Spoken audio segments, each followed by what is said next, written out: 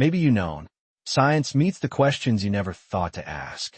On January 20th, 2016, Mike Brown sat in his office at Caltech and tapped out a tweet that began with 3 words. Okay, fine. He just submitted a paper claiming a planet was hiding at the edge of our solar system. Not a small one, a giant, roughly 10 times the mass of Earth. Here's the strange part. Brown is the astronomer who killed Pluto. Now he was telling the world he'd found its replacement. He just couldn't actually see it. For most of human history, we thought we had counted the planets. Mercury through Saturn were known to the ancients. Then in 1781, William Herschel pointed a homemade telescope at the night sky and stumbled onto Uranus. 65 years later, in 1846, mathematicians did something stranger. They predicted Neptune. Astronomers in Berlin pointed a telescope where the math said to look. There it was, within 1 degree, a planet found by pencil before it was found by glass. Then in 1930, a 24-year-old farm boy from Kansas named Clyde Tombaugh found Pluto. For 76 years, Pluto was the 9th planet. Children memorized it. Textbooks printed it. And then one day, an astronomer at Caltech ruined it for everyone. Mike Brown kept finding objects out beyond Pluto, some bigger than Pluto. He realized Pluto wasn't a planet at all. It was just one of thousands of icy specks.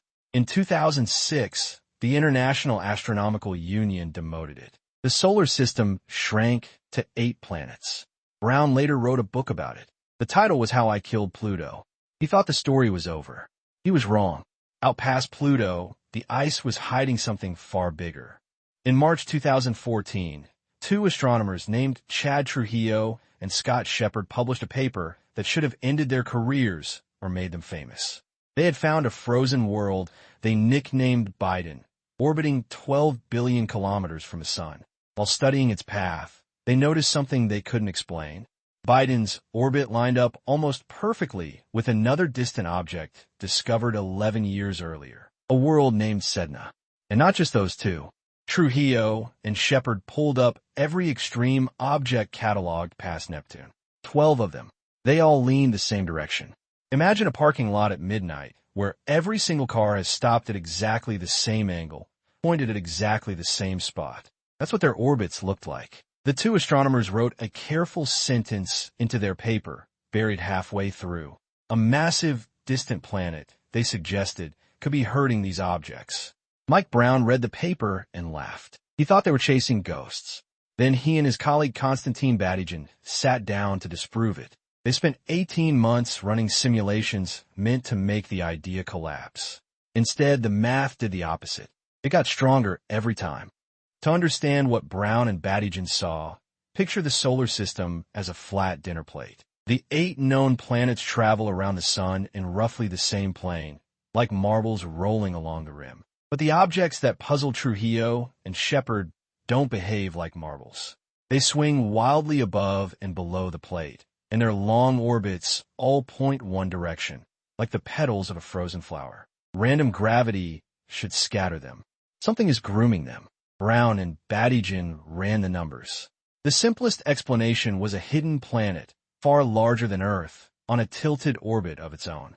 Every few thousand years, this giant would tug each distant object as it passed, like a sheepdog circling a scattered flock. Over millions of years, the sheepdog forces the flock into a pattern. The pattern was already in their data. They just needed a sheepdog. They calculated where it would have to be. Roughly 10 Earth masses. Roughly 400 to 800 times farther from the sun than Earth. One full orbit would take between 10,000 and 20,000 years. A planet so distant that sunlight there is dimmer than a full moon on a winter night. But here's where it gets strange. The clustering of orbits was only the first clue. When Brown and Batygin looked closer, they realized the numbers were doing something else entirely. Take any random small object far past Neptune and ask which way it tilts relative to the solar system's plate. The answer should be all over the map. Some up, some down, some flat. That's what gravity does when nothing is steering. Instead, an entire population of these distant objects tilts almost 90 degrees. They orbit the sun perpendicular to everything else, like marbles rolling along the rim of the plate, while another set rolls up its side. Badigian ran the simulation again with no Planet 9. The perpendicular orbits never appeared. He added a Planet 9 on a tilted path. The perpendicular orbits emerged exactly where his data showed them. He did the math on how unlikely the alignment was by chance. The probability came back as roughly 0.007%. In any other field of science, that's a slam-dunk discovery. In astronomy, with no actual photograph of the thing, it's still just a ghost. A ghost backed by some of the cleanest statistics anyone had ever seen. By 2019, the evidence had grown into a wall. Brown and Badigian published a sweeping update with their colleague Juliet Becker. 19 distant objects, all clustered, all tilted. Their analysis put the odds of random chance at 1 in 500. They narrowed the predicted orbit. They believed the planet was somewhere along a ribbon of sky in the constellation Taurus, currently at its farthest point from the sun, about 80 billion kilometers away. That's why no telescope had spotted it yet.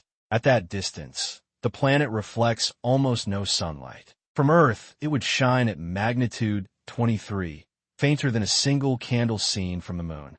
The world's largest survey telescope at the time, the 8.4-meter Subaru on Mauna Kea in Hawaii, was scanning every clear night it could.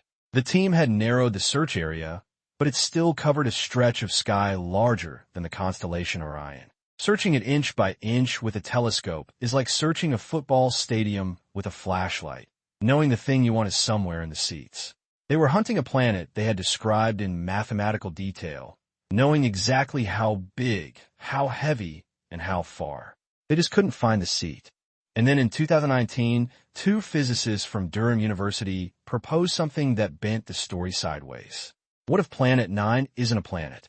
Jakob Schultz and James Onwin pointed out that everything Brown and Badigian had calculated could be explained by an object with the right mass and the right orbit. They never proved it had to be made of rock and ice.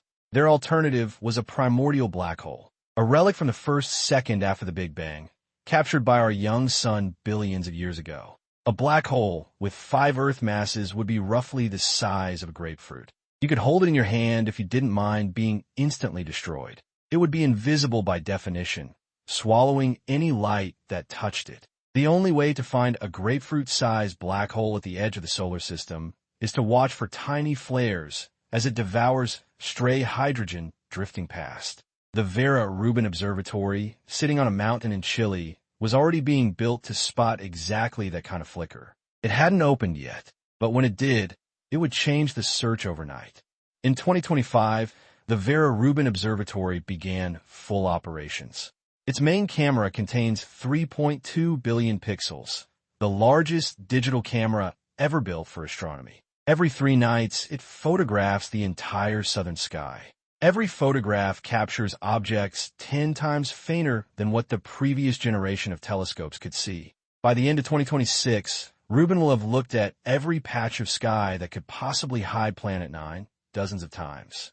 If it's a planet, Rubin should detect it as a slow-moving point of light shifting against the background stars.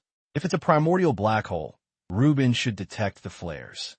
If it's neither, if it doesn't exist, the absence of any signal will become its own answer. Right now, somewhere along that ribbon of sky in Taurus, a world the size of 2 Earths might be drifting through frozen darkness, 400 years deep into an orbit that began before humans invented writing. Or there might be nothing there at all. The math says something is steering those distant objects. The next 2 years will tell us if our model of physics needs a new chapter or if the 70-year hunt was a beautiful mirage. When Mike Brown tapped out the words, "I am fully convinced," he wasn't claiming victory. He was admitting defeat. He'd spent his career as the man who shrank the solar system. He killed Pluto and never apologized for it. Now, the same kind of math that took one planet away was telling him another one had been hiding all along, far larger, far stranger, far older than the world he had erased. We call our solar system home. We map it. We name its planets. We send probes to its rim. And yet, if Brown and Badigian are right, the heaviest planet in our neighborhood is one no human has ever seen. The world we know exists but cannot see. Its orbit is older than every human language.